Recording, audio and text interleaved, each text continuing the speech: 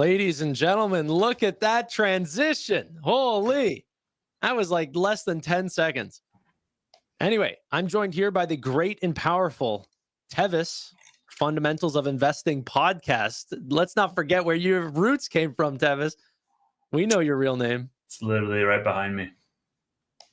Well, yeah, but it doesn't say the podcast part. Did you go live because I had inappropriate music blasting? No, I didn't even hear that. Thank God. What is inappropriate music? Well, let's just say it wouldn't be good for your stream. Steven just listened to gangster rap all day. I mean, last time he had music on, he was listening to like Fat Joe, I think. I just put it in the private chat. Okay, let me see. Oh, well, you sent me a link. It's going to start playing as soon as you click it. Yeah, do not click it. Okay, cool. Steve's an interesting character. All right. We got a lot of topics to talk about. We could talk about the draft. We could talk about Invest America. I want to hear your thoughts on that, Steve, if that makes any difference for you for companies like Sofi or even JP Morgan. Oh my gosh. Ladies and gentlemen, I was not expecting this. I thought you couldn't make it. I sent you a message. Oh, when? Like 10 minutes ago. Yeah. Oh, I was live. Yeah. Yeah, no, I didn't think I could make it either. And ended up just coming in the door. I'm like, hey, what else do I have going on, right? Awesome, man. I'm glad you could join us. This makes it a lot more fun. We got a full house. Do you guys want to talk about Invest America? Yes. Roy does. So actually, Roy, do you want to take us off?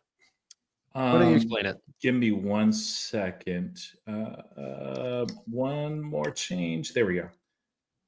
I literally was dealing with this my whole last stream. Just a bunch of people saying that I didn't end up picking SoFi for the draft, and now people are talking about it again. Ladies and gentlemen, I'm sorry. You didn't pick SoFi for the draft. I wanted to. No, you didn't. Yes, I did. I didn't think anyone else would pick it. I knew you weren't going to pick it. Cop out. You literally picked new above SoFi. Nobody was ever going to pick new. Chris was. Chris loves new. I love new.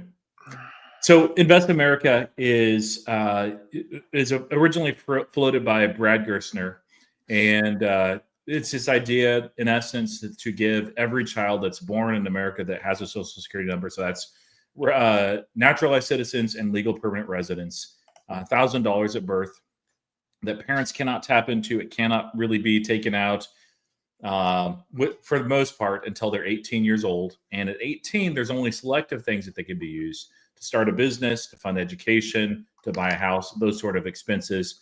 Otherwise, it sits in there until the age of, I believe it was 29, 30. And at that point, it can be taken out for anything or just rolled over for additional investments. It's if money is contributed in it, so it can be up to $5,000 a year by parents, grandparents, whomever, employers as well. That is kind of like a Roth in the tax-free, but it's on top of a Roth. Critics have said, hey, it disproportionately helps the wealthy, but I mean, it's $1,000. And as far as like benefits and beneficiaries, the reason why we're bringing it up, it's in the supposed big, beautiful bill. So if that passes without modifications, then this will be a part of it. Trump, of course, did kind of hijack the process and called it Trump accounts. So if you hear Trump accounts, it's the same thing. And there's some big ramifications for many companies, including SoFi and Robinhood. Could I ask a quick question? You said it disproportionately benefits the wealthy. Is that because it can be funded? Yeah, because you can add money to it. So okay. It's like, yeah, the wealthy have money to fund their child accounts. So, but I mean, they're already wealthy. So what are you going? It's silly. Yeah, and they could also just do that themselves and then gift them. And yeah, anyway. I mean, like, yeah, you can put the argument on like every child gets a cookie. And it's like, well, but the wealthy can buy a lot of cookies. It's like, yeah, but every child at least starts out with a cookie. It's like and the wealthy can do that today if they wanted to. So exactly. Yeah, but there's a big difference with that, though. So the wealthy cannot add to a Roth for a child. It only can be a taxable account because it's very hard to prove that a child has a real job. Like there are safeguards. So now, obviously, there you can, if you have your own company and you can basically get away in an audit that your child is distributing the mail in your office and you're paying them for a summer job, that's one thing. But it's very hard to get for somebody to get a Roth under 18 years old, or even you want to play your devil's advocate 16 years old. It's very hard until they have at least working papers. Yeah, there's like 503 plans. Yeah, but that's for college. That can only be used for college. That doesn't count. Well, unless they don't go to college, in which case it can be used like older. There's backdoor Roths later. Like it is another tool, another vehicle, but like I don't know. Those that are saying it disproportionately helps the wealthy, it's like the wealthier wealthy, they're going to do well. So Yeah. But implications for Robinhood and SoFi. So Tanner is of the opinion that this is absolutely a nothing burger for Robinhood, and it's okay for SoFi. And I'm like, hey, It's you're absolutely not. wrong. In essence, well, I guess to give a little bit of context, this really is what I'll only add, by the way. until 2029. So it's 4 years, and after that, it phases out unless it's passed again. And it's only banks and I forget the term, but trust agencies, including Robinhood, including like a bunch of like specialized like Christian this and firefighter that. There's like 5 pages of them that are already approved by Congress, not specifically for this, but it's using a definition from another. You guys can look up the almost over 1,100 pages in the big, beautiful bill. And it's right in there under Trump accounts. So is this amount the moment that like of the account inception, is the amount going to be invested into the S&P, or can you choose something else? Can you sell it from the S&P and buy something else with it? Or does it have to stay locked? It's a broad-based ETF, so it doesn't have to be S&P 500. It can be like NASDAQ, probably Russell 2K, that sort of thing. There needs to be, I think, a little bit more framework on what this can be, but it's a broad ETF. It's not individual assets. So basically, I'm going to have a special account, all my banks or brokers, whoever I'm doing it with, and it's going to be like the Invest America account or whatever, and all I'm going to see in the options are, and all I'm going to see in the options are a bunch of ETFs, and I can buy and I can sell and I can't withdraw, but I can deposit. Yes, that's correct. And there are like certain provisions when you can withdraw, but it's very rare. There's tax penalties. That's really not what that's for. And let me just show off real quick the user interface that Robinhood has. They're not going to be the only ones. Some Robinhood investors got excited and they're like, yeah, this means it's going to be all Robinhood. Now, by the way, which CEO, Robinhood CEO Vlad Tenev or Anthony Noto of SoFi is on the chair of CEOs for this? Anthony Noto. So SoFi is going to be certainly involved, but like really like every bank and everything that's a trust agency. Now, Robinhood, slick user interface. I don't know that I can zoom. Yeah, it's not really going to let me. But this is 15 seconds. It kind of just shows some things. I'll pause it. Claim your $1,000. There's going to be a little bit more to it than this because you have to put in the social security number. Only one can be claimed. And there's a lot of rules, by the way. If you try to claim multiple, you're going to get hit. So now what's interesting there, and I don't think that this is what's going to be able to happen, is having these individual holdings, unless there's something that I'm misunderstanding. This is just showing off the interface real quick. They have this lovely, and I love this part. This is from Robinhood Strategies. It's the same tool that they have showing if you contribute $5,000 a year or less, what that looks like up until the 30 years when it has to be withdrawn, rolled over, or whatever. So it really shows people compounding, what compounding gains really looks like. And it's just a snappy interface. I mean, they do a great job of it. So those are going to be ready, I'm sure, day one, not just from Robinhood, but a lot of others as well. So how have they made mention of how they're going to be splitting the accounts? So let's say, JP Morgan, Wells Fargo, Robinhood, and SoFi are all competing for these accounts. Is it an equal distribution across the four? Is it whatever the parents it's wherever the parents want to side them up. Yeah. Wherever the parents decide. Okay, got it. Yeah. And the genius of that is basically the government doesn't have to do any kind of marketing or anything. These will, go after them. And there may be incentives. You sign up, then as a parent, you get $50. in your own account. So they try to get 2 accounts. It may be, I'm sure that banks will go after those that are already banking with them. Like everybody's going to want a piece of this. Now, this is not, Tanner is correct that this is not like a massive windfall in revenue right away, because it's, I mean, over 18 years, max $5,000 contributed each year, and many won't do that. But it will bring a lot of new accounts. It will bring new investors into the field. Like long-term, long-term, this is a really nice thing for Robinhood, other brokerages, and even banks. So I just want to add, because the defamation is just crazy on this podcast, just tearing me apart here.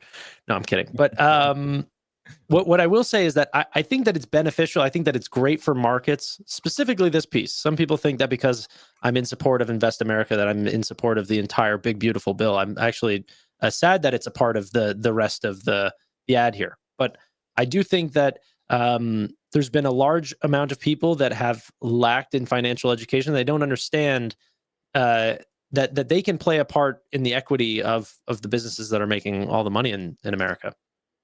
So, yeah, I think capitalism's awesome.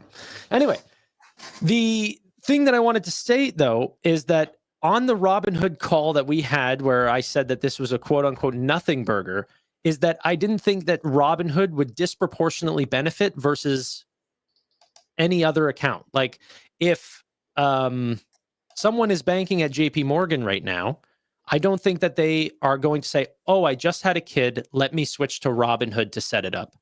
Yeah. Because they can offer it at JP Morgan. So I just think wherever they're currently banking is where they're going to set up these accounts. And if they want to switch to Robinhood, it'll be because of the amazing UI, not because of these specific accounts. I don't think that this is going to have a disproportionate benefit to Robinhood. That's all.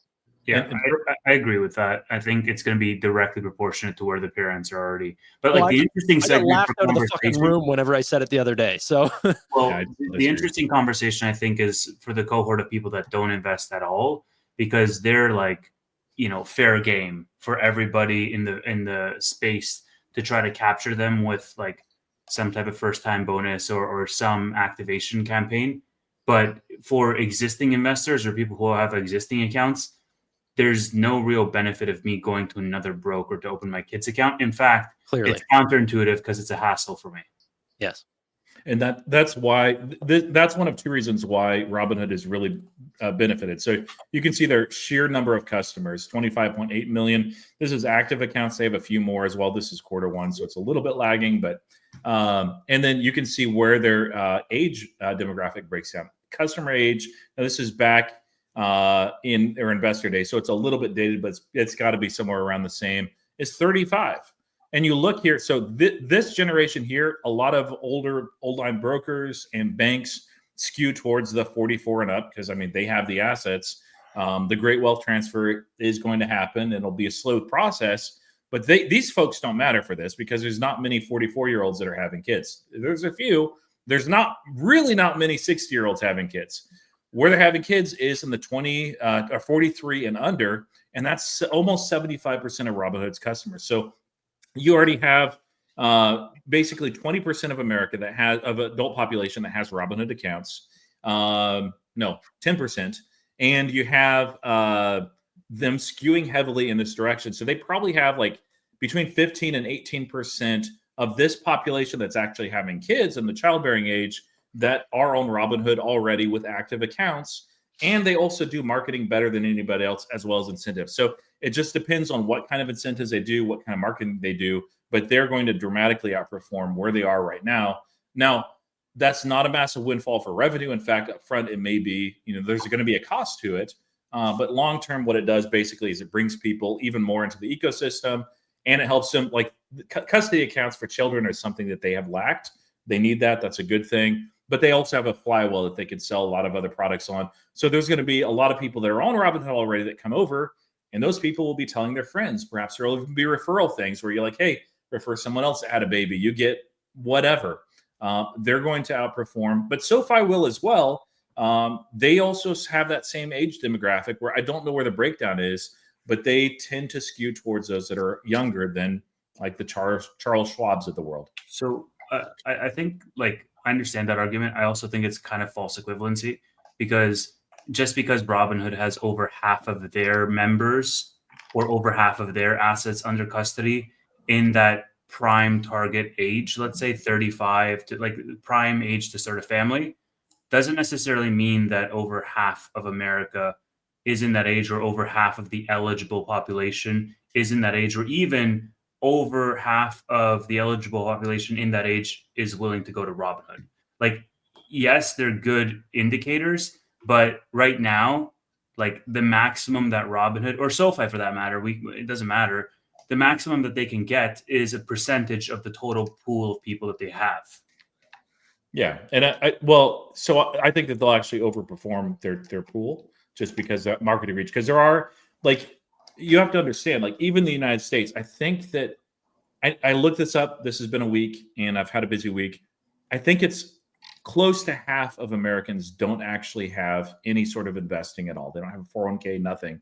It's like 45% or something like that are adults that would be eligible for it, not including kids. So there's going to be a lot of those that they reach. Is that going to be a massive windfall for whoever gets them? Not necessarily. I don't think that they'll need to pay a lot as far as acquisition costs, but those are future customers. Some will come, and I don't like this part, Tevis, but like the lower income and people that don't invest, it's not all of them, but a lot of them are just degenerates that are the type that go and buy a bunch of scratch off tickets and that sort of thing. They'll come to Robinhood because Robinhood will be like, hey, get $1,000 for your kid, and we'll give you $25 when you sign them up or whatever. They'll be like, sweet, $25, takes 5 minutes. And then they'll say, events contracts. I don't love that, but I mean, that's the reality is they have a flywheel that's compelling for that type of person. Also for those that are very affluent. So I don't disagree with that at all. I think I'm really curious as to how this will be executed, because right now there are preferential, like tax havened accounts for kids for this exact reason, to help families and people who are not financially literate or want to be, to be frank, they don't take advantage of that, even though there's literally free money in the form of rebates or incentives or like rebates and incentives is a lot different than $1,000. Right. But like, it's not like the moment I have a kid, I'm legally obliged within the first, 6 months to open this account so that the government can know where to deposit the money. It's still like opt out, optional opt in. Right. Yep. And my point is if the majority of Americans, or the majority of the world for that matter, is financially illiterate, they will have less of an incentive to do so. If it was $1,000 or $5,000, they either don't know about it or they don't care because they don't value it in their education. Well, I don't agree with that. I think whenever this goes live, this will spread like wildfire, but not specifically for Robinhood, just these accounts in general. And I think, speaking of viral things, it'll be who's at the top of the App Store will potentially go viral as well. Like Cash App might see a massive inflow of customers that also see this. But correct me if wrong, but I don't think that Block is a proven is in that trust list. I looked for it before, I didn't see it, so that they're absolutely ineligible unless something has changed. Well, they can apply, but it takes a while. They could be under. I mean, they have an invest app. Like you can go and buy stock, and I don't. Yeah, but they're not approved. They're not on this list. PayPal is not either. They're not going to be. JP Morgan Chase. So who's going to actually outperform for those that are not already aligned with whatever institution? It's going to be those. You're right, like top of the App Store type of names, Fintech. Basically name recognition. This is where SoFi's plan of a lot of marketing, like SoFi Stadium, those sort of things. If you hear about this, like you're a parent, you're just not savvy into finances, and you're like, well, it kind of seems like a scam. But then you recognize, okay, SoFi, yeah, it's a bank. The SoFi Stadium, maybe you know about TGL, whatever. You see the patches. Robinhood, likewise, that name recognition and that trust are going to be very vital. JP Morgan Chase will also do well with this too, versus some little podunk thing that you've never heard of. You get a flyer in the mail and you just throw it in the garbage because you assume that it is fake. Yeah, I mean, well, again, let's get Steven in on this as well. I hope that that's the case. I'm just skeptical because, like, I just go off of all of the sign-on bonuses, like transfer, your finances to us, transfer your direct deposit to us, and you'll get XYZ real money return. And people still don't do it. They see it as promotional flyers. And so it's not necessarily just because it's real money that people will sign up. There's a real education piece there that I hope is like actually taken for what it's worth. Go ahead, Steve. So I've been talking about this for almost a decade now. I hate the way that this is being rolled out. And I hate the premise around how this is being rolled out. We have a very big problem with Social Security. Right now, 2025 budget, 22% of the budget is allocated to Social Security, $1.57 trillion. There's 3.62 million babies average born a year in the US. We should be taking $7,000 per child a year, putting it in a Roth account that they cannot touch until they're 65. And after 65 years at a 9% rate of return, it'll turn into $1.895 million. You will never get that type of money or return from the Social Security you pay in your paycheck into the system. And eventually have now that $7,000 a year per child born would only be $25.34 billion a year. We spend $25 billion on pure shit every year. Nobody can debate that. We can find $25 billion a year to fund this, with the idea that eventually we will not have a $1.57 trillion expenditure into Social Security, and eventually that will just cost us $25 billion a year to fully fund a retirement instead of the way that we're doing it now, and it'll give back capital in everybody's paycheck in the future. The way that they're going about this is ridiculous, and they need to start thinking outside the box. Gerstner has talked about it to some extent to that degree. Bill Ackman is the closest one who's been discussing what I've been saying privately to a lot of people for years and years and years. And when you go through the numbers, the amount that we're going to pay in Social Security is going to continue to expand, and it's going to continue to bankrupt this country. And we need to figure out a better way to do things. And a better way to do things is getting every child excited about investing in the market and seeding it and knowing that your entire retirement could potentially be funded by the greatness of American innovation and business is the right path to go down. And this needs to be tweaked. I will say, and I don't know a lot about your guys' specific Social Security programs, but I'm sure it's similar to most, where you're paying it in, and then at the end they're guaranteeing you some output. But the problem is to get there is not guaranteed, and so I think it's not guaranteed, and the return that you're getting on that is bullshit. Yeah, but the problem is if you did not pay into whatever the government is putting it into, and out of your paycheck, the same amount that you put into Social Security was put into an S&P index fund, and it compounded for 40 years, you would have a way bigger monthly amount than what the government is going to pay you. Yeah, but I get that. Isn't that a problem that they cause themselves, though? Because they use that Social Security money, they spend it essentially, and it's like robbing Peter to pay Paul. And that's also why they put restrictions on age for Social Security, because it's like a cost. Like half the people die before they even can reap nearly the full benefits of what they can. Right now, you can start taking at 59.5, I believe. And then it goes up to, if you don't take it until 70 or 72, you can get an extra 30% or something. I think once you hit 65, if you're still working, you're putting in, you get an extra 8% a year for like 5 years or something like that. Yeah, but a reasonable part of the problem, like the reason why you're robbing Peter to pay Paul or whatever, is because the accounts have underperformed what they thought they were going to. So then they're in a deficit, but they've agreed to pay people into the future. So if you go out and you're compounding the S&P over 40 years, what happens to the cohort of individuals who are retiring during a market crash? They are going to feel, people who are completely financially illiterate, that they have somehow been stolen from. Okay.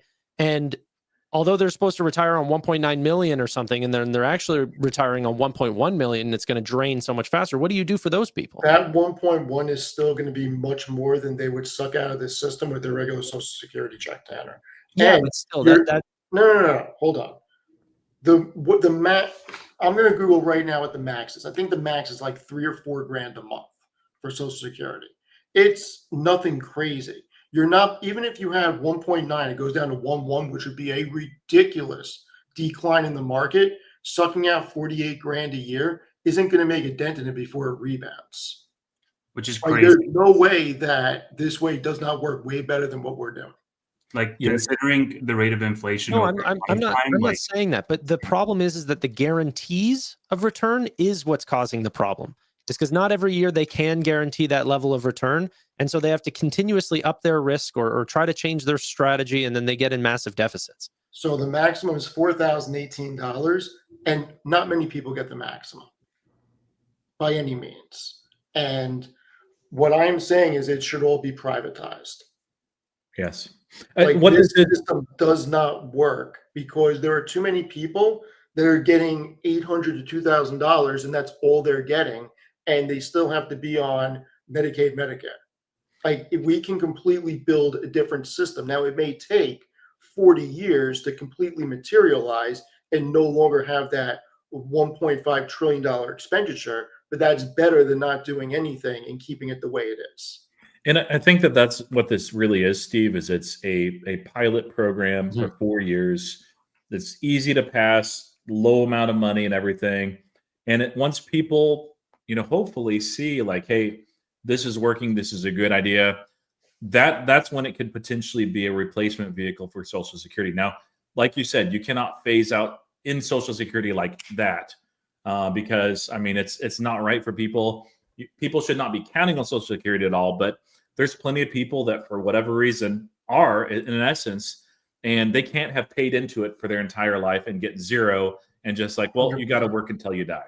So, And that's why it'll take 5 decades to get away from Social Security. it's going to take multiple decades, but it can be like that. Those kids that are coming up with these accounts, they're still paying into Social Security. They got front loaded because hopefully more than $1,000, but $7,000 or whatever is put in their account. It could be over multiple years. Break that up, whatever. Because there is some criticism too with people. It's such a small amount, but like the nice thing about this, Steve, is it also allows time to work the kinks out of the system before it really goes live with serious money, if that's the way that we go, and hopefully it is. One of those things that I didn't consider and is that some kids will be much, much wealthier than others. If they hold on to this, not just through 30, but they roll it over and they take it out at like 65, just because when they went in, they were buying peak S&P 500. Then there was a big crash versus those that came in and were born at the right time. And hey, it was like at the trough and they phenomenally outperformed. One way to alleviate that is instead of and it doesn't make it perfect, but instead of a one lump sum payment, you do it over 5 years. So it's like dollar cost averaging basically. There will still be an inequality, but I mean, there's no perfect system. But yeah, I absolutely agree with you. Like Social Security is not sustainable. Everybody knows this, but it's politically too much of a hot button thing right now for anybody, including Donald Trump, to tackle. So it's not a hot button thing. It's a very simple way to fix it. Like, this is not hard. It's not rocket science. Give me 30 minutes. I'll have a full blown plan that'll work. Like, this is not freaking hard. Somebody just got to have the balls to do it. Yeah, I think that the initial amount needs to be larger, but then like I think the holding period is 7,000 over 65 years at 9%. That's under the S&P return. I know I'm talking about the 1,000 that you can pull out at like 22 or whatever. Like, that's not enough. But I think that if the goal is to replace Social Security for the next generation, you could start at birth, and throughout the course of someone's career, the amount that they would put in Social Security, they are mandated to fund this same Invest America account through their working years. And then you just drip that all the way through. And then you can just live off the dividends in a very, very healthy way over by the time retirement age comes around. I mean, you could also, instead of using the Social Security payment from your paycheck, instead of funding a 401k, you could just throw it into this also. And have a mandatory 3% of your paycheck, and then the rest of whatever the annualized allocation that you're allowed to invest, you can choose to either put it in this or in a 401k. But either way, the reality is 1.57 trillion, which continues to get bigger. We have to do something sooner than later. And spending $25 billion a year when we spend that on the most ridiculous stuff is not a big expenditure to set the future generation up for success and get them excited about entrepreneurship, business, and American innovation.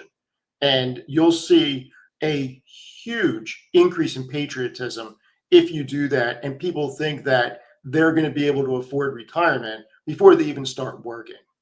Like, there is a better way to do this. Yeah, I think you're right. I don't think it would all be stock. Like, I think the numbers that you're putting up would not be quite accurate. I think a lot of it would be fixed income, more diversified, probably real estate investments as well. But yeah, There's no reason to do that. You put in the S&P. Fixed I know. income and REITs, ridiculous idea for people that age. It's ridiculous. Not Say that only again? will you want every child to be invested across the 500 largest companies in the country. No, I agree with that. But I also think that as you age, like there's lifestyle investing where equity investments start to fall and fixed income makes Hey, up guess for. what? The 64-40 portfolio is trash. Okay. Everybody learned that a couple years ago. Most people have known that know about investing. Anybody who invests in 60-40 is crazy. Look at every dip in the market. I'm not gets talking about, bought. but you're Every not. dip in the market goes up. The market continuously goes up because earnings expansion happens. And guess what? When there's a big correction, bond yields and bonds go down value. Happens. Let me show you guys the non-bank trustees real quick, just so you guys know, like if you're curious, you can look this up. But so every single bank, so real quick, the banking license, banking charter has been a liability for SoFi and other companies in some ways.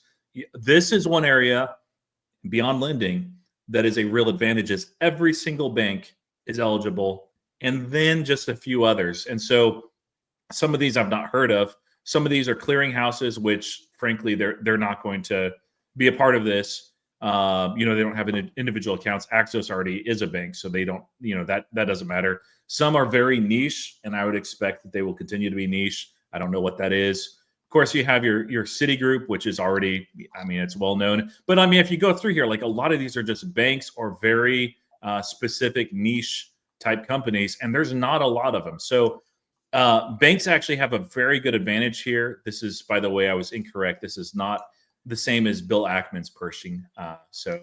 RBC is there. It's a bank. Robinhood is there. So it's Moody Bible Institute. It's niche.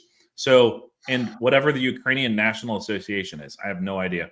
Others will certainly apply to it, but it's mostly going to be banks. Tanner's right, unless there's substantial reach and name recognition, and that's Robinhood. And of course, they'll have a sub bank, not directly, but yeah. So it's a smaller list than we expect, Which includes SoFi. SoFi is very well positioned here, and it's a bank. So yeah. This is one of those things where people push back and they're like, "Oh, SoFi made a huge mistake with getting the banking charter." They're idiots because it hinders them in some ways, but it gives them a phenomenal advantage when it comes to lending. And they are capitalizing on that, and also with things like this. So, yeah, I think the main benefit here for Robinhood as well as SoFi is going to be the brand recognition and the marketing benefit. And beyond that, I think it's going to be very difficult to point to something tangible because this is like a pilot. And at the point where this is not a pilot anymore, it's going to be like there's more than enough new customer acquisition on both of those companies for this to be a blip. But the brand recognition, the unaided brand awareness, the fact that they are a part of this government program adds a layer of legitimacy to both of those businesses as being at the big boys table and it not being just Jamie Dimon and friends. And I think that is a more salient point to take across because at the end of the day, SoFi is like, what, a $15 billion company, something like that. The Jamie Dimon and friends, hopefully that includes Anthony Noto these days. Bank Brothers. That's a podcast name waiting to happen, man. Jamie Dimon and friends. Yeah. If he joins us, that's what we're renaming. So yeah, you could change the whole course of this podcast with one episode. Yep. What do we want to? I want to get away from this Invest America thing. It was great, but let's move on. Why don't we talk a little bit of Tesla really quickly? I found this fun little video online. Maybe you guys have seen it circulating, but this is the beautiful Austin, Texas, where there's a Waymo. And in the rearview mirror, there's also a robotaxi. Isn't that nice? On the same road. And you can see as he zooms in, no one's driving it. The future. the future.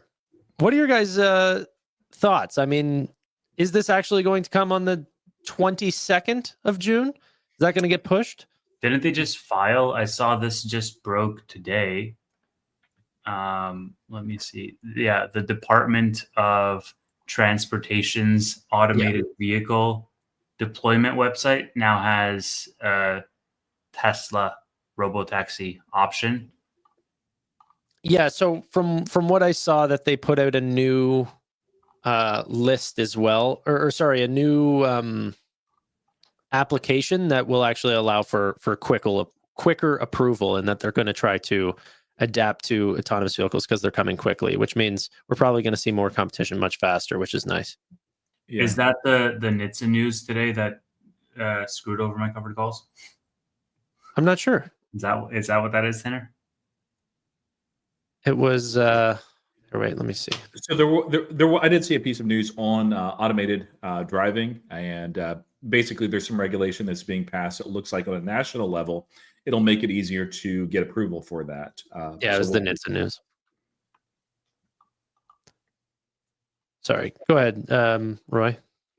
Well, yeah, that was the main thing I'm saying. I'm actually pulling up something here too. One of those things that it's a few weeks old, but they're heading in the direction of having vehicles starting in Austin just deliver themselves.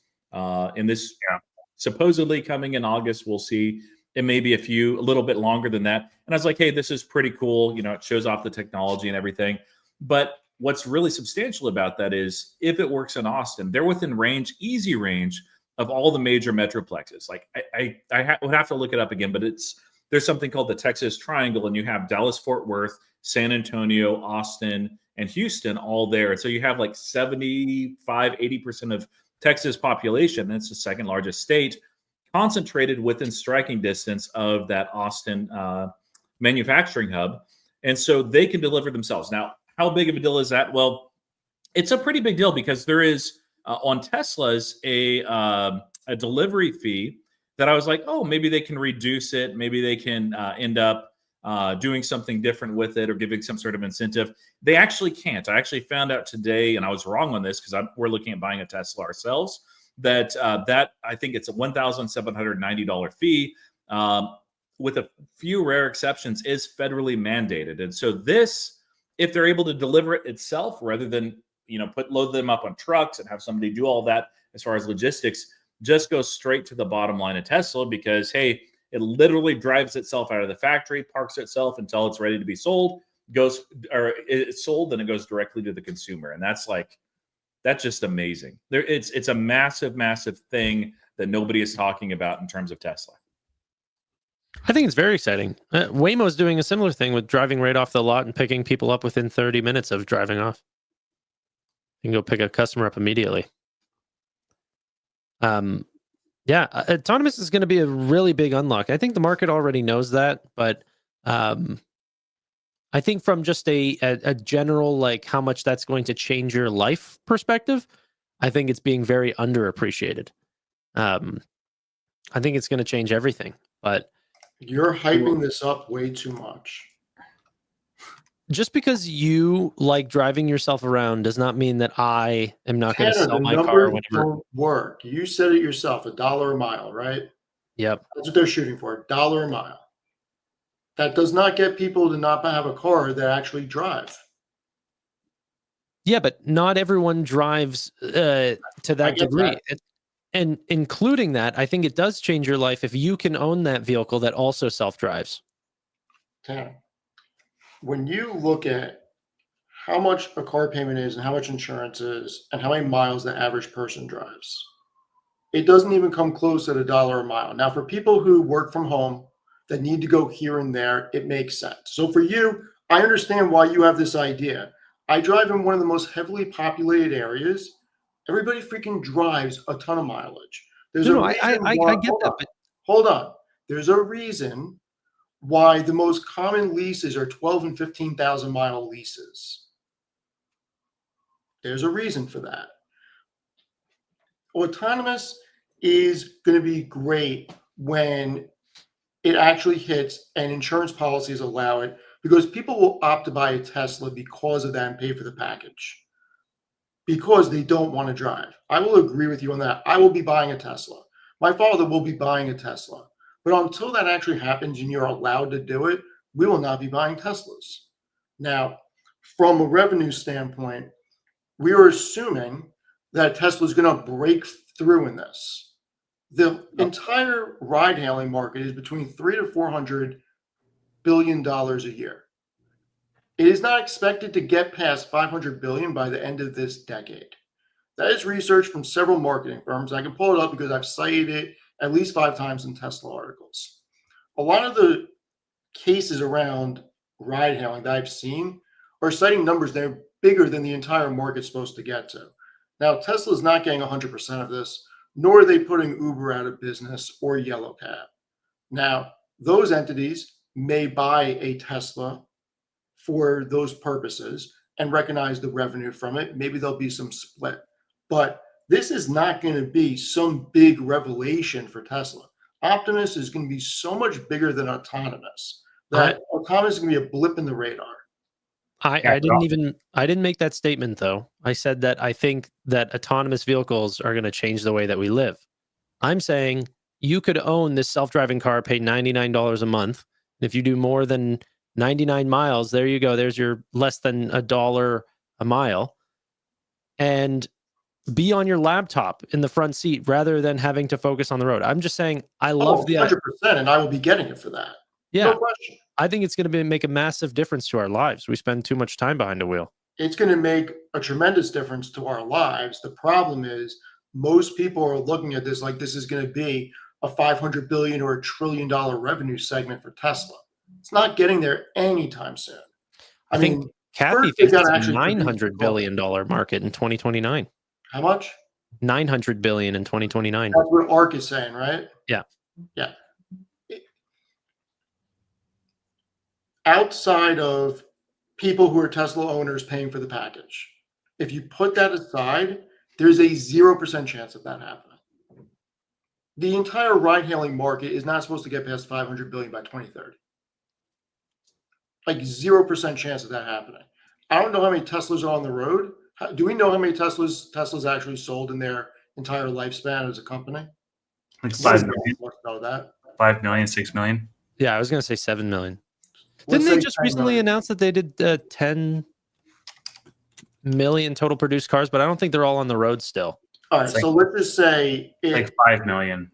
So let's say 10 million by 2030. Okay, let's say everybody gets it. So at $1,200 a year for that package, that would be $12 billion of revenue. Just add the zeros, bro. Yeah, it's late. I don't want to say a bad number. And I need to actually do the currency to see where the freaking commas are. 10 million at $1,200 a year is $12 billion of revenue. There is no way this is becoming a 900 billion revenue segment. There's no way. I agree with you. Does anyone disagree with you on this panel?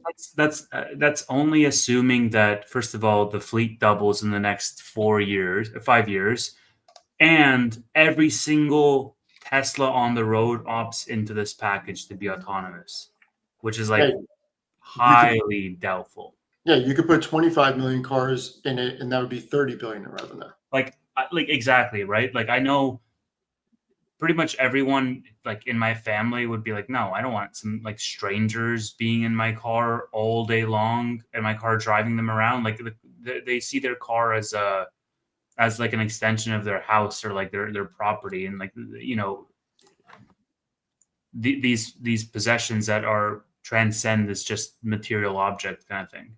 And so a lot of people will see the utility, and a lot of people will have that emotional attachment to their vehicle with like, I don't want strangers driving around, you know, like my family is also like I've been trying to get them on Airbnb for a while, and they're like, no, like just the idea of it being their house. So I don't think that you're going to get nearly that level of adoption rate across the entire fleet.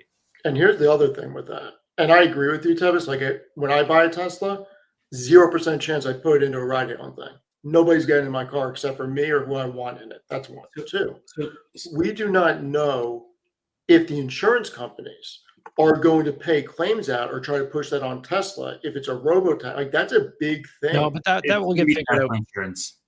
That'll It'll get figured out, pretty but we quick. don't know how it's going to get figured out. If a Tesla gets into an accident in a robo environment, who's liable? The Yeah, but we're person whose literally insurance policy it's on? we're Or is it going Tesla? we're going to see those claims in the next few months. Like, I mean, the insurance Right. questions honestly are not even a concern for me at all. Like, And they'll they be figured out should be. so fast. They So should be. Steve, let me get you going a different direction. Break out your calculator I got Excel open. and throw this up, please. So just so we can see revenue, the revenue on the car side, you see total automotive revenues Yep. right there. So now this isn't like a massive Well, I guess I'll let you do the calculation. So Just tell me what you want. $1,390 is the delivery fee, unless you're like really far away. How much? I'll be right back. 1,390 per vehicle. Now, if the car basically can just drive itself from the lot to wherever, that Tesla still has to charge it. It's federally regulated, mandated, whatever. Mhm. Maybe they cut the cost of the vehicle, but let's just say that they bank it. And let's just say that 5% of the vehicles that they make are able to do this. Now, I think it probably will be more, given where their hubs are in Texas and Austin, Texas. They're reaching about 75% or so of the population of Texas, and also in California. But let's say 5%. So they had 336,000 vehicles that were produced, or that were delivered rather, in quarter one. Okay. And so let's just take 5% of that and multiply it by 1,390. What do you have? You have $23.35 million. All right. So every little bit, helps and is accretive. It's not like a massive thing, but as they continue to build out more and more of this infrastructure, if they get like 10%, or if they even get up to like 20%, just through some local hubs, like that's not. With Tesla, it's not just about the robo taxis. Like, I agree with you. Like, it's not going to be a massive growth lever, but it'll be accretive. Energy is growing, services is growing, insurance is a part of that. That is certainly growing. When the vehicles can self-deliver, they save some money on that. They are scaling the Model Y. Wright's Law comes in impact, so you'll see COGS savings on that end. There's just a lot of things. And interest rates, that's the other factor too, that hopefully interest rates will get cut down. I don't know, maybe it's higher forever, who knows? But there's a lot of things that will be accretive for Tesla to help them start going in the right direction. They're still trading like wildly expensive, I think. There's a reason why, and also really Elon antics, that I took a lot of Tesla off the table. I didn't want the risk. Yeah, so far I'm underwater on that trade, but I hear what you're saying, but there's a lot more going on than just robo-taxis for Tesla near term. And robotics is really what has me excited, but that is further term. So what I'm doing, and I don't know if you saw this post or video, Steve, but I'm treating my Tesla position like I would treat an unprofitable biotech stock. So what I'm meaning is it's a 1% allocation for me, that if I lose it all, no big deal, it's 1%. I could go up to 1.5%. I'm fine with that. Even though it's profitable, I know they have a real product and everything. But if they get the bots right, which is not near term, it's zero revenue from bots, and that's why I'm treating it this way. If they get the bots right, there's massive upside, even with that 1% allocation. So that's what I'm doing, is kind of de-risking my position. Not quite going as far as Tanner, but I think it's smart what he's done. Yeah, and Roy, look, I agree that every little bit is accretive. I agree that autonomous is going to be a net positive for Tesla. The thing that annoys the shit out of me is that nobody on this stream, but so many things that I say on X and in Tesla articles is just how out of proportion they blow the autonomous TAM. And there's a lot more stuff that they can be talking about, such as cross-licensing it to other companies. Because if Tesla really is the way, instead of the way that Waymo is going about it, and they cross-sell to Ford, Mercedes, and whoever else, that's going to be huge also. So there are a lot of things that are really beneficial to Tesla, but the ride-hailing thing is just ridiculous when people talk about how much revenue that's going to generate. It just sets me off. Let's can we switch the topic a little bit? Go back to SoFi? Fireside. Fireside. All right. Go I'm ahead, going Roy. back to leveling. Sorry? Yeah. So the previous Fireside, not this one. What did Steve was- say real quick? What'd you say? You heard what I said. I put it on mute for a reason, so you don't hear me pounding the keyboard. Oh, yeah, he's okay. He's gonna go play WoW now. Okay. Sorry, Roy, go ahead. So yeah, this was a much better Fireside. Now the previous one, which was William Blair, all they did basically was go through their earnings, which was I don't know, like there was almost nothing of value there. This time, Chris LaPointe, he was on point and absolutely delivered a lot of like very concrete numbers. Yeah. Like, a couple of the quotes that stood out to me, and I guess I'll share this too. I've got a synopsis from Quarter. But I liked this right here, loan platform business. This is the first time I remember seeing this. Maybe I missed it before, but we expect the loan platform business to be a $1 billion business on an annualized basis over time, and we're well on our way. That's not a 1 billion as far as lending because they're talking about volume already. That's way past that. That's in terms of their revenue as SoFi. Like that's massive. They talked about the student loan TAM. Another securitization. I think that this is separate. Maybe Tanner or Tevis, you guys can weigh in because we didn't get an announcement or anything. So that was the first time that I saw that. Yeah, can I weigh in on that real quick? Yeah. You misquoted it a little bit. The 700 million securitization was funded by loan platform business partners. So it wasn't SoFi's money, which makes it even more exciting. Okay. Because not only are they writing loans for their customers, they're also helping them sell it off as well, which they did last time too. So this is their second loan platform business securitization for $700 million. Like really exciting. But it was filled with a bunch of great stuff. They thought that they were going to grow in private student loan market share, but they have 60 to 70% of the market already. Which is insane. Yeah. And not only that, like the credit box expansion outside of unsecured personal loans into like home equity and student as well. Like I thought that was interesting where they were saying that the demand is finally starting to appear outside that credit box that allows them to diversify a little bit of the deals that they can strike through the loan platform business, which presumably put two and two together, you could imagine the loan platform business really accelerating in the growth rate as a result of that. Yeah. Rado has a good point that if they get this, and it may take years and years to get to that 1 billion annualized rate on the loan platform business, that's $1 EPS right there, just from that. Nothing else from SoFi. It's like they're so well positioned. That's not like them banking on rate cuts and like a lot of people that don't follow SoFi, they think, oh, it's all about like rate cuts and stuff. I mean, it helps. It helps a lot, especially with the student loan refinance. They talked about the mortgage product as well. Like those are things that are just going to underperform until such a time we get into that. But and yeah, the tech platform too. He said, and this was alluded to, I think, in Q1, but he said it in a way that it clicked with me. Was we also have about 10 deals right now that did not contribute in revenue in Q1, but we do expect to contribute in 2026. It just there's a long lag between when there's a deal made and they actually see revenue. Yeah.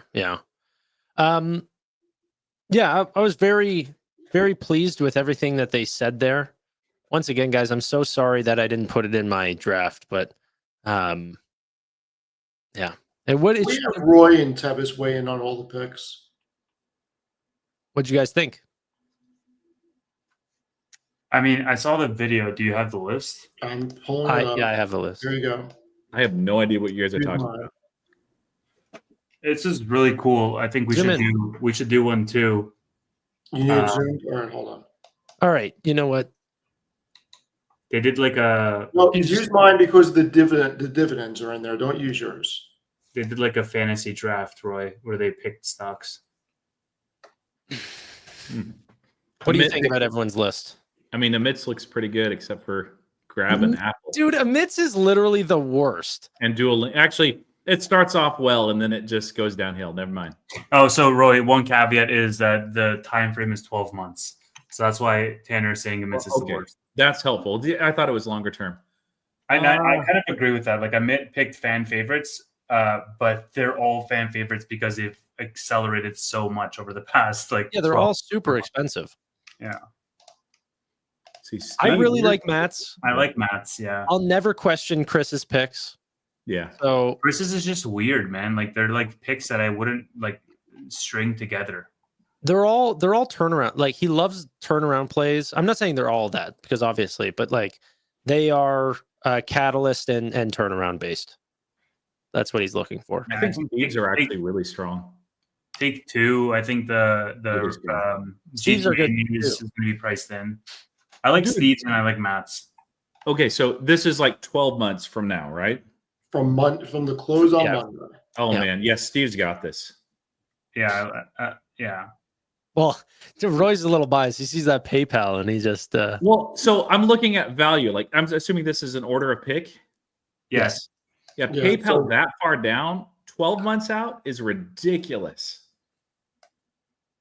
Yeah, I don't agree with that, but the only thing that I wish, and it still might happen, I'm really trying to get Matt to change. I should have had Sofi on my list. I really didn't think anyone was going to pick it. That's why I lost it in the draft. I was trying to snipe new. So this is actually a little out of order. Like the way we actually picked was I was first. Like I had first round pick across anyone. So that's why I was able to get NVIDIA. But then the next round, I was last pick because it shifts over one each time. Everybody pick from each position twice. Yeah, what was the original list? It was like me. It was you, Amit, Matt, Chris, me. Was there some stocks that were not available, or Yeah, only 120 names that were picked. Because I was like, I saw some. I'm like, dude, why didn't they pick this? So yeah, Matt, Steve, Chris. Is that what it was? Yeah, you, Amit, Matt, Chris, me. Okay. But then every time that we went, so like Amit went second. Amit went second, but then the next round he went first. So then Amit was then last, and Matt was first, and so on and so Exactly. on. Everybody picked in the same spot twice. It's crazy that Sofi went in round 3. yeah, first round of round 3. I think that so in order, I think that I like Steve's, then Tanner's, then Matt's the best. Chris's I actually like the least, just because he does have a lot of turnarounds there. And I know this from experience, turnarounds can take a long time, a lot longer than 12 months. And I don't like UNH being the number one pick. Like I think that's a terrible choice. Like if you're in the later rounds, maybe Eli Lilly, Novo Nordisk. I mean, they're not turnarounds. Elf is though. Marvell should be okay. Google will be fine. But like these are not, I think his is the worst. Now I could be surprised, but Tanner, can you share my screen instead?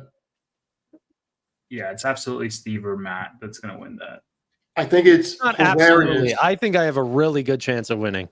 that Tanner has a bigger total return on average yield. Oh, wait. No, he doesn't. I'm sorry. I didn't zero out that one. Chris actually has a 1% average yield across his No one can see portfolio. anything because you're not zoomed in at all. I'm not zoomed. What do you mean I'm not zoomed in? I can see everything on your screen fine. You're looking at a 49-inch monitor. Most people that are watching this are watching it through their cell phone. All right, fine. Go back to your screen. you got some really good value later there, Tanner, with Mercado Libre, I think 4th round, and then Shopify 5th round. Like that's I want to get rid of Shopify, to be honest. Mm-hmm. Hey, I'm willing to deal HIMS. Nobody wants to take it. I'll do HIMS for Shopify. No, that's Well, done. then Why are Leave me you alone. willing to let go of HIMS, dude? That's like your growth in your portfolio. Like Because I took HIMS specifically because I thought other people would want it and I could deal it to somebody for something that was dude. taken that I wanted. HIMS and Broadcom is the main growth drivers of your port. Meta and Microsoft are the main like anchors and like stability providers. And then MicroStrategy too is a growth. But Yeah, you I need mean, HIMS, dude. I got a little risky with two of the things because they were at all-time highs, but I think Netflix and CrowdStrike can continue the momentum and keep moving higher. And It's just rude. what's rude? Someone said I was going to pick Joby. It wasn't on the list. Okay, it would have been my first round pick, but We need to do this. We need to redo this. get your own ideas. Yeah, I would love to Yes, maybe Tevin. get like Couch investor. couch Brad investor. We get a DDI on here. Yeah, Chris. Yep. I will say, I think Chris has got the best chance of winning. Me second, Matt third, Tanner fourth, and Emmett last. Man, Chris has way too many turnaround plays on there. Just way UNH too- can be a double. in I a mean, year. it could, but in 12 months. A lot of you- Congress or- people are okay. buying UNH actually. UNH could go to 550. It doesn't even need to double. It could go back to 550 and be a 70%. I am so Google could be surprised that you're 20, placing me so 30%. low. Chris has got a strong portfolio. Now, Take Two, Lillian Norville, his last 3 picks could hurt him because biotech could stall out. And if Take Two does not release Grand Theft Auto 6 next year, tanked. That position's tanked.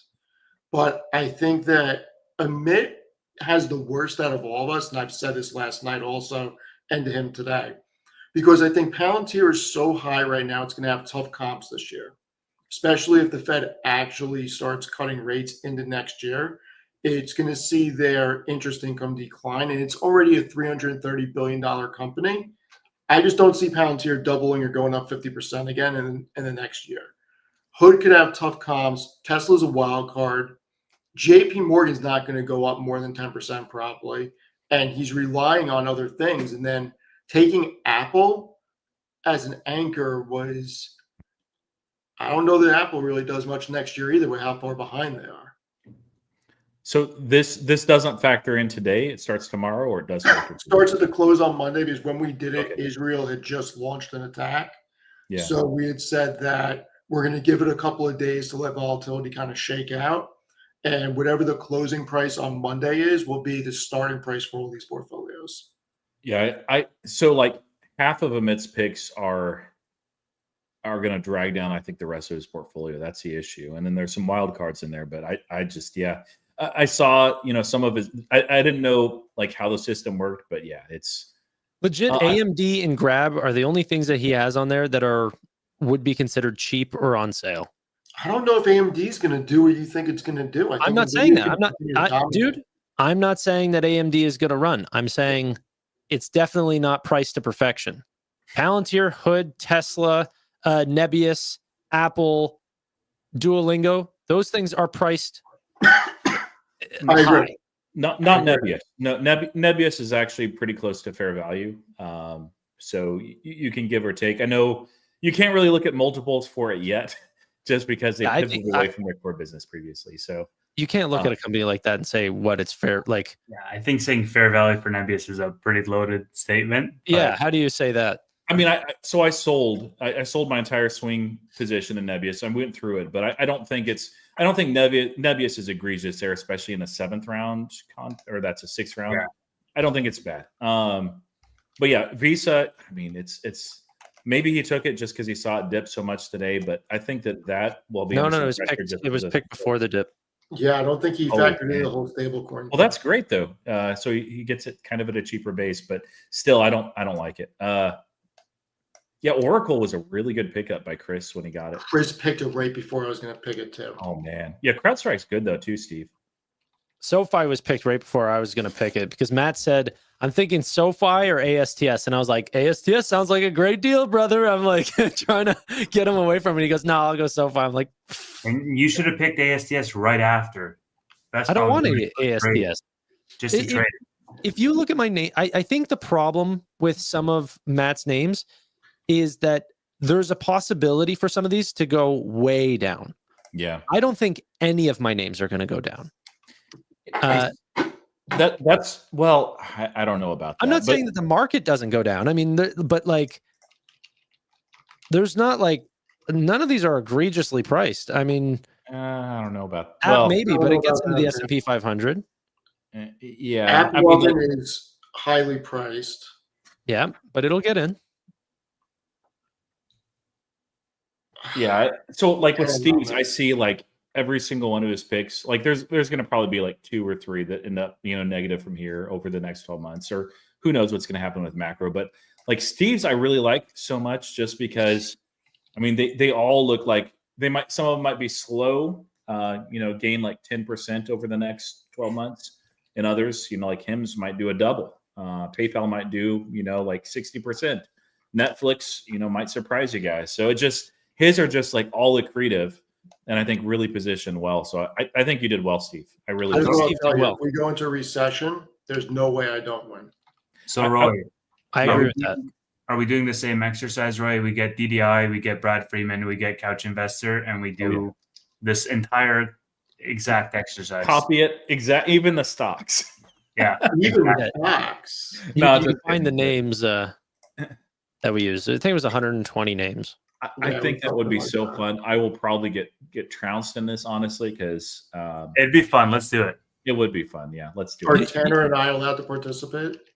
No, you guys already picked your things. Why we can't? We can't. It's like having different brackets in NCAA. You know what's funny is, are you the guy who buys multiple bingo cards just to like scratch the same number off of like 4 cards? No, Tevis, I'm the one that runs the NCAA pool. Roy, you've been historically really good on the 1-year picks. So, picking 10 names is tough, especially like I know a lot of these a little bit, but most of these, like there's probably like 20 that I know enough to know, hey, this is a great investment for 12 months. So, I'll tell you why I think I have a very good chance of winning, and everybody wrote me off last night. I do think Meta can be at 1,000 by the end of in the year. You're right. Yeah. If Bitcoin runs, like MicroStrategy is a wild card, and that's not my style. But I said, you know what? If Bitcoin runs, this is the only thing with real Bitcoin exposure. Even with dilution, this thing can do 50% next year if Bitcoin really runs. This is not my style. I don't care too much about Bitcoin. Second pick. No, I was playing to win. Playing to win. What is EOG? Like, that's the only one I don't know. It's an energy resource. Yeah. Like Microsoft can continue to go up. Hims, who knows what Hims could do? That could do a double too. Broadcom's probably going to do 20, 30%. And then if we do get a bull market led by tech, CrowdStrike's going to keep going because cybersecurity is going to continue to be hot.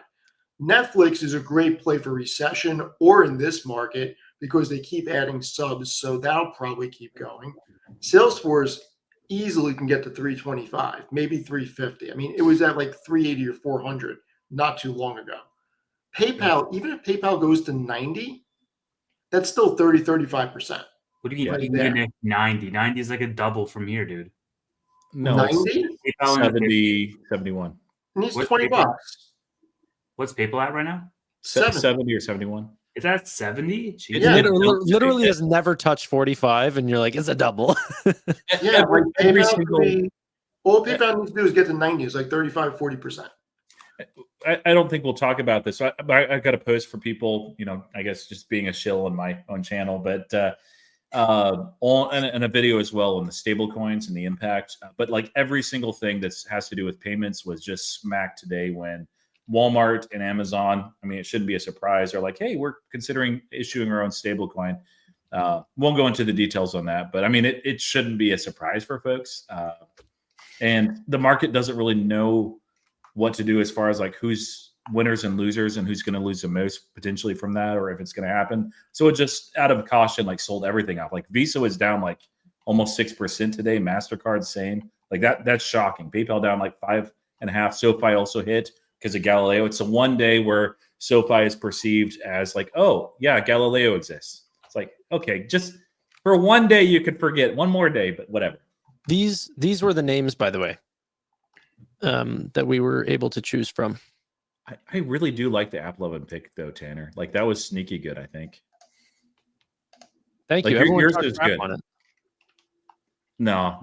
I mean, I think it's just because there's the perception like this ran hard, and so it's got to stop and cool down. You look at the multiples; it's pretty reasonable, and you look at the type of advertising that they have. It's not going to be disrupted over this year. I don't think it's going to be disrupted over the long term either. But yeah, it was Starbucks. Yeah, nobody picked that one up. SMCI. Yeah. Oh, Uber. No one grabbed Uber? No one grabbed Uber. I know it's at its all-time high, but yeah. Is that stock listed twice? What is it? Yeah, Oh, it's listed Lemonade? twice, but it didn't affect it. Wait, no one picked up Lemonade? No. That's what I'm saying. That's Wow. crazy. think I don't Matt want picked lemonade. Oscar. Roy, Did Matt pick Oscar? Yeah, Matt picked Oscar Health. right. All that. I'm looking forward to this. This is gonna be fun, man. Yeah, let's do it. Maybe Sunday or something. We'll see when Chris has time. Yeah. You know what? Sunday I actually it's Father's Day, but I have the afternoon off. So if the other guys do, I don't think DDI would. No. No, Chris would never be able to do that. Yeah, not on Father's Day. No. Yeah, we can aim, maybe next week's at some point or the week after. But yeah, sometime soon. Yeah, that'll be fun.